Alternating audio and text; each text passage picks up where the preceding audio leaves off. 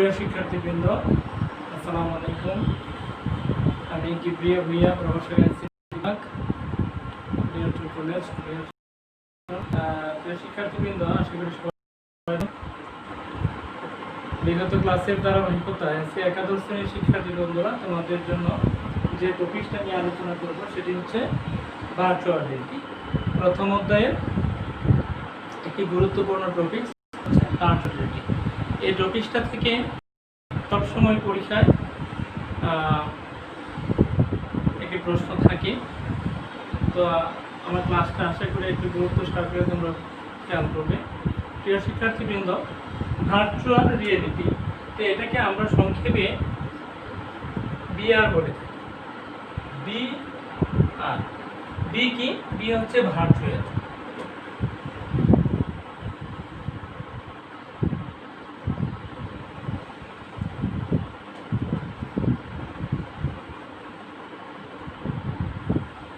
আর হচ্ছে রিয়েলিটি।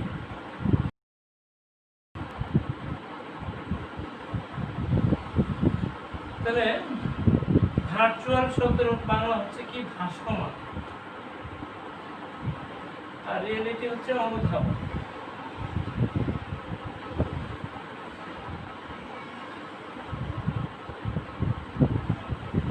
তো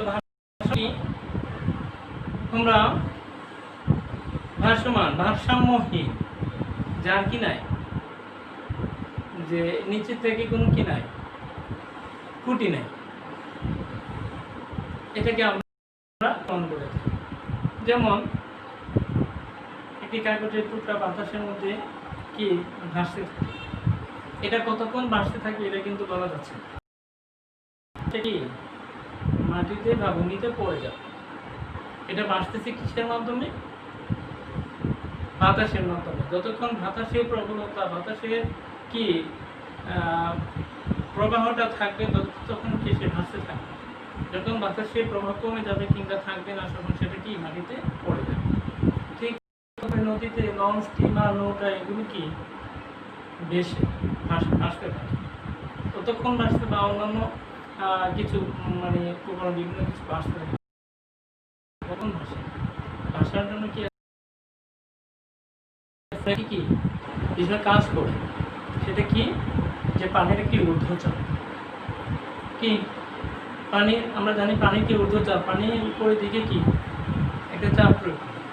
তো পানি ওই বস্তুটি অর্থাৎ নৌকা, লঞ্চ, স্টিমার এগুলোর আয়তনে ভর যদি কম থাকে তখন সেটা কি পানিতে ভাসতে থাকে। আর যখন পানির ঊর্ধ্বচাপ থেকে ওই নৌকা, লঞ্চ, স্টিমার বা ওই পদার্থগুলোর, বস্তুগুলোর আয়তনের ভর কি থাকবে তখন কিন্তু কি বেশি হয়ে যাবে, তখন কিন্তু নদীটা পানিতে তলিয়ে যাবে, সেটা ভাসতে থাকে না। প্রিয় শিক্ষার্থীবৃন্দ, আজকে আমি আসলাম এই কারণে, আমার এই ভাসমান শব্দটির সাথে আমাদের যে আজকের যে টপিক্সের তো এখানে ভার্চুয়াল আমাদের, তাহলে এখানে প্রশ্ন হতে পারে তোমাদের এই ভাসমান জিনিসটা আমাদের এখানে আইসিটি বিষয়ের টপিক্স হিসাবে কেন নিয়ে আসবে। প্রিয় শিক্ষার্থীবৃন্দ, নিশ্চয় এ বিষয়ে বাস্তব জীবনে বৈজ্ঞানিক কিছু সুবিধা থেকে পেয়ে যায়। তাহলে সে বিষয়ে আজকে আমরা আলোচনা করব। প্রিয় শিক্ষার্থীবৃন্দ, তো ভাসমান, এখানে আমাদের এই ভার্চুয়াল রিয়েলিটি যে টপিক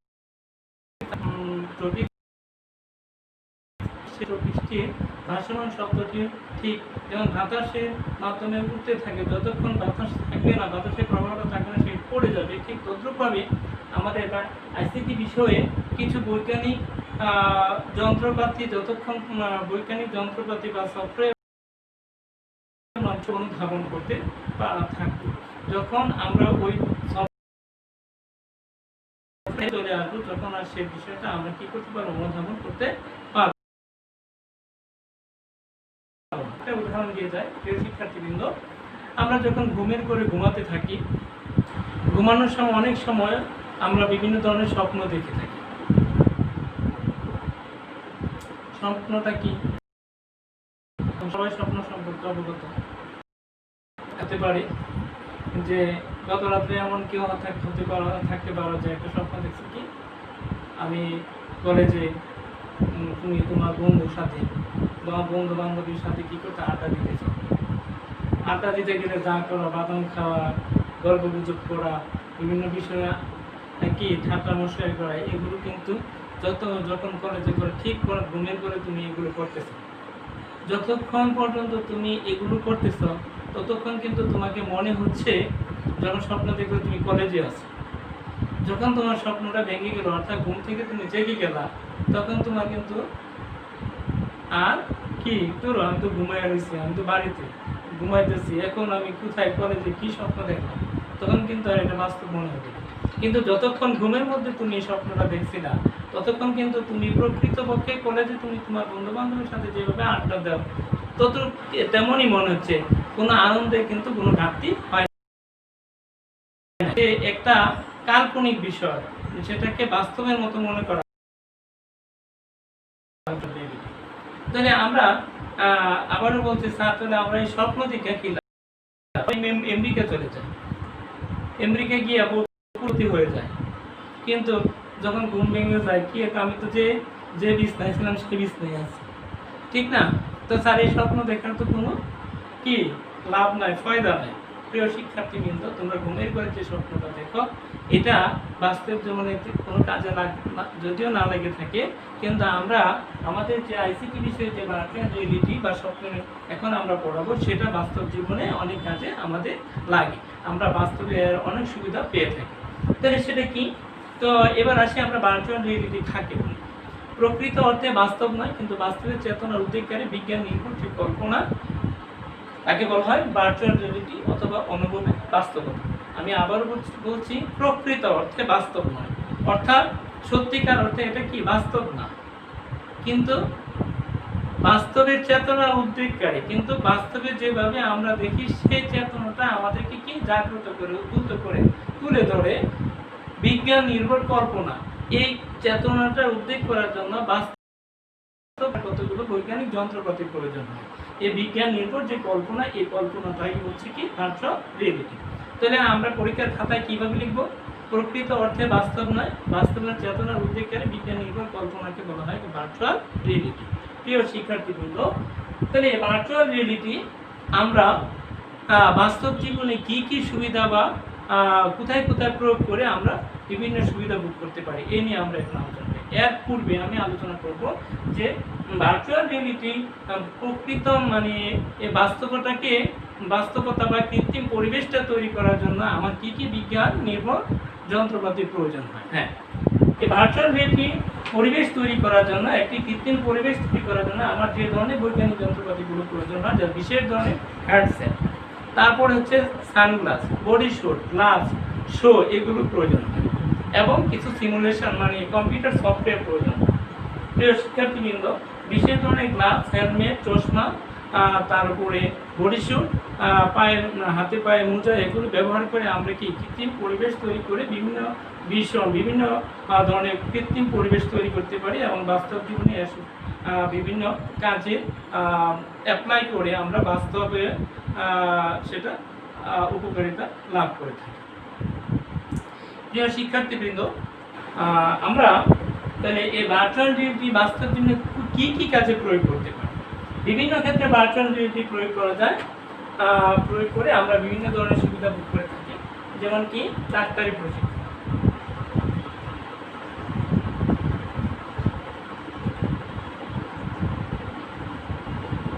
ড্রাইভিং প্রশিক্ষণ,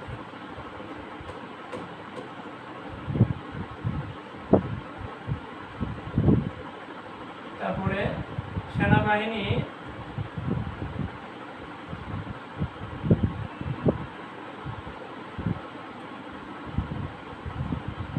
অস্ত্র প্রশিক্ষণ, শিশু শিক্ষা,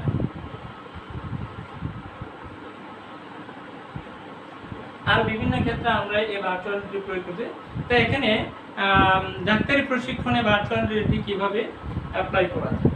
প্রিয় শিক্ষার্থীদের জন্য একজন শিক্ষানবিশ ডাক্তার, সে মাত্র সদ্য ডাক্তারি পড়াশোনা করতেছে, কিন্তু তাকে যদি তাকে অপারেশন থিয়েটারে বা দেওয়া হয়, আরেকজন যদি বলা হয় কি কিডনি একজন রোগীর পেশেন্টের কিডনিতে স্টোন আছে আর এই স্টোনটা তাকে বের করে নিয়ে আসতে হয়, তাকে নির্দেশনা দেওয়া হলো তার যে এইভাবে তাকে নির্দেশনা দেওয়া সত্ত্বেও এই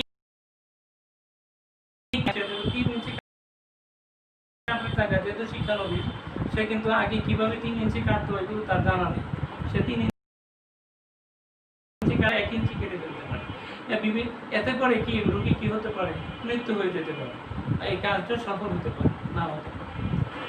আর এখন এই তাকে যদি বাস্তব একজন পেশেন্টের মধ্যে মানে পেশেন্টকে সার্জারি রুমে প্রবেশ না করে যদি আগে আমরা একটা কৃত্রিম পরিবেশে কাল্পনিক রোগীর মাধ্যমে তাকে যদি এই অপারেশনটা কি করে দিই আমরা প্রশিক্ষণ দিতে পারি, তাহলে কিন্তু ও রোগীর কি হবে না, ক্ষতি হবে না। তার জন্য কি সে ওখান থেকে প্রশিক্ষণ নিয়ে কাল্পনিক পরিবেশে যখন প্রশিক্ষণ নিয়ে সে সার্জারি রুমে বাস্তবে ঢুকবে তখন কিন্তু সে প্রশিক্ষণ নিতে পারে। যেমন কারণ একটা সিমুলেশন কিভাবে কাটতে হয়, কিভাবে বের করে নিয়ে আসতে হয়, কোথায় কি কোথায় কিভাবে সেলাই করা হয়, একটি কাল্পনিক পরিবেশে সফটওয়্যারের মাধ্যমে পূর্ণাঙ্গ বিষয়টা কি তখন তাকে কি করা হয় বারবার দেখানো হবে, সে বারবার দেখে দেখে সে কিন্তু কি করতে পারবে, শিখে ফেলতে পারবে। প্রিয় শিক্ষার্থীবৃন্দ, ঠিক তদ্রুপভাবে ড্রাইভিং প্রশিক্ষণে একজন শিক্ষানবিশ ড্রাইভার যে কখনো কোনদিন গাড়ির কি স্টিয়ারিং বা গাড়ির কি বলে ব্রেক কি এগুলো চিনেই না, তো বুঝেই না, কোনোদিন উঠে না, এমন মানে লোককে যদি ড্রাইভিং প্রশিক্ষণে প্রথম অবস্থায় বড় ধরনের কোনো অ্যাক্সিডেন্ট না করে ছোটোখাটো অ্যাক্সিডেন্ট করবে, এটাই স্বাভাবিক।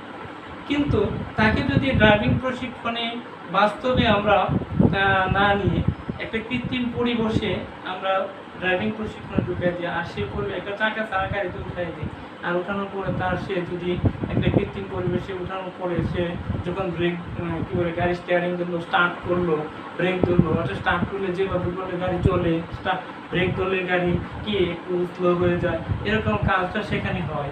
এরকম কাল্পনিক পরিবেশে যখন সে ড্রাইভিং প্রশিক্ষণ নিবে, দেখা গেছে এই কাজটা করার জন্য অ্যাক্সিডেন্ট হয়ে গেল। এখন সে কাল্পনিক মানে পরিবেশে ভার্চুয়াল রিয়েলিটির মাধ্যমে যদি কিছু হবে না, গাড়ি হবে না, কিন্তু আবার সে কি করলো, পুনরায় সে আবার গাড়িতে উঠে আবার কৃত্রিম পরিবেশে চালাতে লাগছে। এই কাজটা করার কারণে সে তখন কি হচ্ছে, অ্যাক্সিডেন্ট হয়েছে। এবার এরকম করা যাবে না, এরকম এবার ডান দিকে দেওয়া যাবে না, বাম দিকে যেতে হবে, কিংবা মাঝের দিকে যেতে হবে, এটা 3-এ নেওয়া যাবে না, এটা 2-এ নিতে হবে, অর্থাৎ কি বলে ব্রেক। এরকম বিভিন্নভাবে একবার 10বার শিখতে শিখতে সে কিন্তু বাস্তবে কৃত্রিম পরিবেশে ড্রাইভিং প্রশিক্ষণটা কি হয়ে গেল, শিখা হয়ে গেল। এবার সে কৃত্রিম পরিবেশে ড্রাইভিং প্রশিক্ষণটা যদি আমরা বাস্তবে একটা প্রকৃত গাড়ি দিয়া সেটা অ্যাপ্লাই করি, তাহলে দেখা গেল তার জন্য কি ড্রাইভিং শেখাটা সহজ হয়ে যাবে। তাইলে আমরা সেখানে কোনো দুর্ঘটনা ছাড়াই কৃত্রিম পরিবেশে ভার্চুয়াল রিয়েলিটি প্রয়োগ করে আমরা ড্রাইভিং বাস্তবে কি ড্রাইভিং প্রশিক্ষণ নিতে পারি। ঠিক তদ্রুপভাবে সেনাবাহিনী অস্ত্র প্রশিক্ষণ, একজন নতুন সেনাবাহিনীতে যোগ দেওয়ার পর বিভিন্ন প্রশিক্ষণে পরে তাকে যখন অস্ত্র প্রশিক্ষণ দেওয়া হবে, গুলি করতে দেওয়া একটা নির্দিষ্ট সীমানা দিয়ে দেবে, সে তখন কিন্তু এটা পারবে না। আর যদি এই ভার্চুয়াল রিয়েলিটির কিভাবে গুলি করতে হয়, কিভাবে মানে গুলি ছুটতে হয়, এগুলো যখন সে কৃত্রিম পরিবেশে করবে এবং সে করার পরে প্রশিক্ষণ নেওয়ার পরে অভিজ্ঞতা অর্জন করে যখন সে বাস্তব জীবনে এসে অস্ত্র প্রশিক্ষণ করবে, তার জন্য সহজ হয়ে যাবে। এভাবে আমরা বিভিন্ন ক্ষেত্রে ভার্চুয়াল রিয়েলিটি প্রয়োগ করতে পারি, শিশু শিক্ষা করতে পারি, মহাকাশ গবেষণা করতে পারি, গেমস তৈরি করতে পারি, এরকম বিভিন্ন ক্ষেত্রে আমরা কি ভার্চুয়াল রিয়েলিটি প্রয়োগ করতে পারি। প্রিয় শিক্ষার্থীবৃন্দ, এই ভার্চুয়াল রিয়েলিটির যে সুফলগুলো আমরা ইতিমধ্যে আমাদের তোমরা জেনে গেছো, তারপর আমরা আলোচনা সংক্ষেপে করতে পারি। সেগুলো কি, যে ভার্চুয়াল ব্যবহারকে বিভিন্ন কার্যক্রমে যে যৌক্তিকভাবে সেখানে আমরা যদি তারপরে বিভিন্ন ধরনের ঝুঁকি এড়ানো সম্ভব, তারপরে কি করা যায়, বাস্তবায়নের পূর্বে পরিবেশ পরিস্থিতির ফলাফলে কৃত্রিম অনুভব করা যায়, বিধায় তা অনেক অনাকাঙ্ক্ষিত অযাচিত অপ্রয়োজনীয় ঘটনাকে রোধ করতে সক্ষম হয়। যেমন আমরা যদি বাস্তবে গাড়ির প্রশিক্ষণ করতে যেতাম, তাহলে সে কি করতো, অ্যাক্সিডেন্ট করতে সে বিভিন্নভাবে কি তার মৃত্যু হতে পারে, গাড়িও, কিন্তু এটা কিন্তু হচ্ছে না। একজন কি বলে ডাক্তারি প্রশিক্ষণে একজন বাস্তব রোগীকে দেওয়া হলে সেই রোগীটা মারা যেতে পারতো, এটা কিন্তু হচ্ছে না। এরকম সুবিধা আমরা পেয়ে যাচ্ছি। তারপরে শিশুকে বা অন্য ক্ষেত্রে করে তুলতে পারি। শিশুদেরকে যদি আমি বাস্তবে বিভিন্ন বর্ণ শিখতে লিখতে দিই, সে কিন্তু সেটা শিখতে যাবে না। যখন একটি কৃত্রিম পরিবেশে আনন্দ পরিবেশের মাধ্যমে একটি সফটওয়্যারের মাধ্যমে তাকে ঢুকিয়ে দেওয়া হবে, তখন সে কি অটোমেটিকলি শিখে যাবে। একটা কৃত্রিম পরিবেশে এই ধরনের সুবিধা পাওয়া যায়। প্রিয় শিক্ষার্থীবৃন্দ, কিছু এই ভার্চুয়ালিটির সুবিধার পাশাপাশি কিছু অসুবিধাও আছে। কি অসুবিধাগুলোর মধ্যে হচ্ছে শারীরিক কিছু ঝুঁকি আছে। ক্লাস করার কারণে তোমরা যখন 3D মুভি অথবা 9D মুভি দেখো, তখন কিন্তু সিনেমার পর্দায় কিন্তু কি ছবিগুলো দেখা যায়। কিন্তু যখন একটা গ্লাস পড়ো, এই গ্লাসটা পড়ার পরে এটার জন্য মনে হচ্ছে যে সুবল দিয়ে গেছে তোমার কাছে, বানাবে কি ফুলমানি আপেল দিয়ে ঢিলাঢিলি করছে, সে কিন্তু তোমার গায়ে তোমার লাইকে আবার ডুবে যাচ্ছে, এরকম মনে হচ্ছে। গ্লাসটা খুলে ফেলবা, তখন দেখা গেছে যে এই ঘটনাটা ঘটতেছে কি সিনেমার পর্দায় অথবা টিভির পর্দায় তুমি ব্যবহার করলে, এতে করে তোমার চোখের কি কোনো একটা সময় অপারেটর হয়ে যেতে পারে, চোখের দৃষ্টিশক্তি নষ্ট হয়ে যেতে পারে। বিভিন্ন ধরনের, তারপরে বডি স্যুট বা বিভিন্ন গ্লাস এগুলো পড়ার কারণে আমরা শারীরিক বিভিন্ন ঝুঁকিতে পড়তে হয়। এই ধরনের অসুবিধা হতে পারে। যেমন লেখছে চড়া দাম ও জটিলতা। আরেকটা অসুবিধা হচ্ছে এই সফটওয়্যার বা উপকরণগুলো ক্রয় করতে, বৈজ্ঞানিক যন্ত্রপাতিগুলো ক্রয় করতে অনেক টাকা পয়সা প্রয়োজন। এটা এই জটিলতা আছে। স্বাস্থ্যের ক্ষতিকর কথা বলছি, কল্পনা জগতে বিচরণ। এই কাল্পনিক পরিবেশে ঢুকে যাওয়ার পরে সে অনেকে বাস্তবতা আর তেমন ফিরে আসবে না, কারণ সে মজা লাগে। কারণ কক্সবাজার সমুদ্র সৈকতের পুরো দৃশ্যটা যদি তুমি একটি সফটওয়্যারের মাধ্যমে তুমি তোমার ঘরে বসে বুক করতে পারো, তখন আর কি কক্সবাজার পুরোটা আমার ঘরেই আছে, আমি সফটওয়্যার জগতে বিচরণ করবো। তাই বাস্তবতাটা শিখিয়ে আর কল্পনার জগতে সে বিচরণ করতে থাকে চাইবেন। প্রিয় শিক্ষার্থীবৃন্দ, তো পাশে গিয়ে তোমরা যদি বাসায় ভার্চুয়াল রিয়েলিটি বিষয়টা নিয়ে বইটা আর একটু পড়ো, তাহলে আরও বিষয় ক্লিয়ার হয়ে যাবে। তো আশা করি তোমরা ভার্চুয়াল রিয়েলিটি সম্পর্কে মোটামুটি ধারণা পেয়ে গেছো। তো ভার্চুয়াল রিয়েলিটি থেকে যে কীভাবে প্রশ্ন আসতে পারে আমরা এতক্ষণ আলোচনা করলাম, দেখি।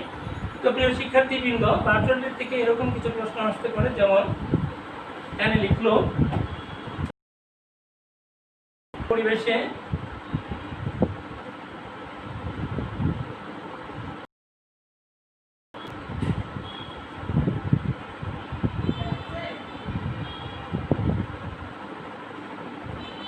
ড্রাইভিং প্রশিক্ষণ করা যায়, ব্যাখ্যা করো।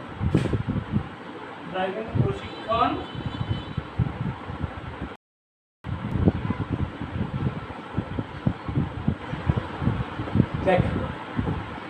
তো কাল্পনিক পরিবেশে ড্রাইভিং প্রশিক্ষণে ড্রাইভিং প্রশিক্ষণ নেওয়া যায়, ব্যাখ্যা করো। অথবা আসলে কিছু বৈজ্ঞানিক যন্ত্রপাতি ব্যবহার করে কৃত্রিম ডাক্তারি প্রশিক্ষণ দেওয়া যায়। অথবা এরকম বললো মিস্টার রহমান সে বঙ্গবন্ধু নব থিয়েটার বিষয় নিয়ে আলোচনা করতেছিল, অথবা সৌরজগৎ নিয়ে আলোচনা করতেছিল, কিন্তু ছাত্রছাত্রীরা এতে বুঝতে চাচ্ছিল না। কোনো এক পর্যায়ে তিনি এমন একটি ছাত্রদেরকে বিশেষ কিছু যন্ত্রপাতি পড়ে দিয়ে একটি রুমে প্রবেশ করে দেওয়া হলো। তারপরে কিছুক্ষণ পরে তাদেরকে আবার ওই রুম থেকে বের করে নেওয়া হলো। তখন ছাত্ররা বঙ্গবন্ধু নিয়োগ থিয়েটার সম্পর্কে কিংবা সৌরজগৎ সম্পর্কে সে পুরোপুরি অভিজ্ঞতা স্যারের সাথে বিনিময় করবে। বিষয়গুলো যদি উদ্দীপকে চলে আসে, আর যদি বলা হয় উদ্দীপকে বিষয়গুলো অবলোকন করার পদ্ধতিটি বাস্তব জীবনে কী কী ক্ষেত্রে প্রয়োগ করা যায়, তোমার মতামত বিশ্লেষণ করো। তখন তুমি বলবা যে সৌরজগতে দৃশ্যগুলো অবলোকন করার পদ্ধতি হচ্ছে কি ভার্চুয়াল রিয়েলিটি। তারপর ভার্চুয়াল রিয়েলিটি কাকে বলে, কী কী ক্ষেত্রে ব্যবহার করা যায় আলোচনা করো, এটা বলো।